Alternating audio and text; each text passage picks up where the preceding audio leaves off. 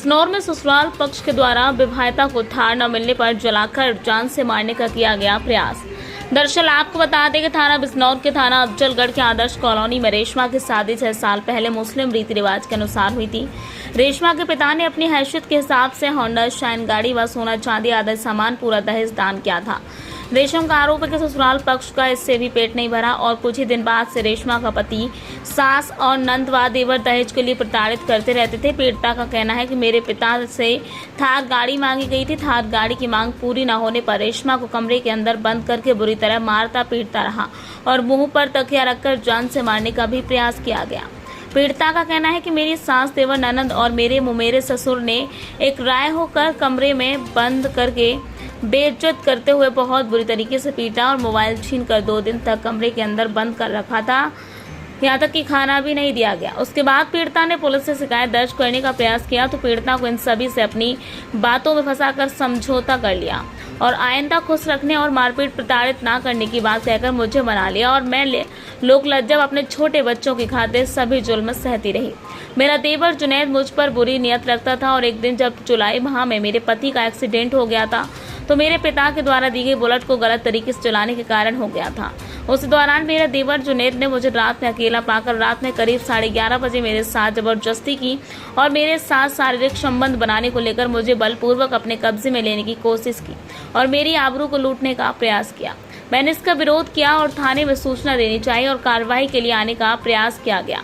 मुझे मेरी सास, ममेरे ससुर ने अपनी बातों में फंसाकर लोकलाज का भय दिखाकर डरा छुपाकर और मैंने चुप करा दिया। मैंने ये जुल्म किसी तरह बर्दाश्त किए, अपने बच्चों की खातिर चुप रही।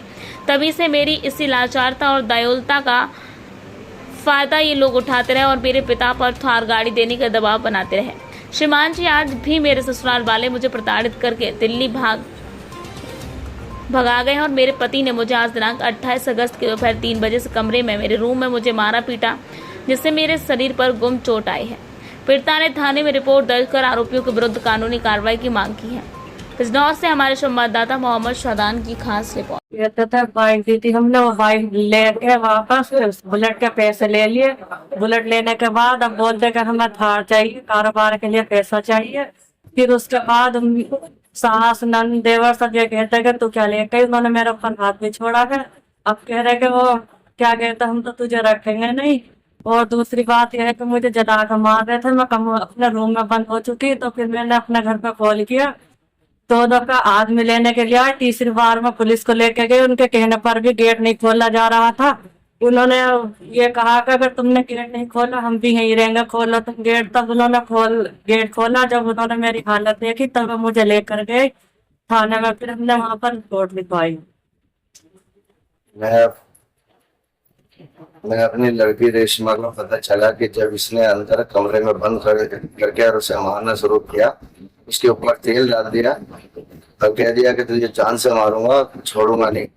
तो हमें पता लगा वो किसी तरह से छूट के भागी और दूसरे कमरे में ये जाके बैठी।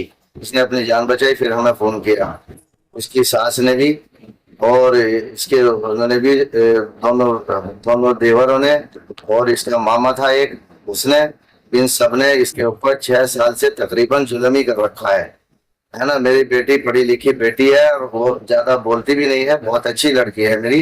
इन्होंने उसका पागल बना दिया, ना उसका इलाज है ना कुछ है। और जो भी ये कर रहे हैं, आज तक हम उसको ये सोच के सहते रहे कि अच्छा हमारी बेटी का घर बना रहे, लेकिन ये लोग आज तक नहीं माने। फिर मैं पुलिस को लेके गया, इसने गेट नहीं खोला। सब लोग गए वहाँ, जुम्मेदार लोग गए, इसने गेट नहीं खोला। ऊपर से गाली बकनी शुरू कर दी। फिर पुलिस को लेके गए, पुलिस से भी उल्टी सीधी बातें करी कि पुलिस हमारा क्या बिगाड़ रही। मैं मुख्यमंत्री जी से ये रिक्वेस्ट करता हूँ कि आप इसमें संज्ञान लें और मेरी बेटी को इंसाफ मिले और इनके ये जितने भी दोषी हैं इनके खिलाफ कड़ी से कड़ी कार्रवाई होनी चाहिए।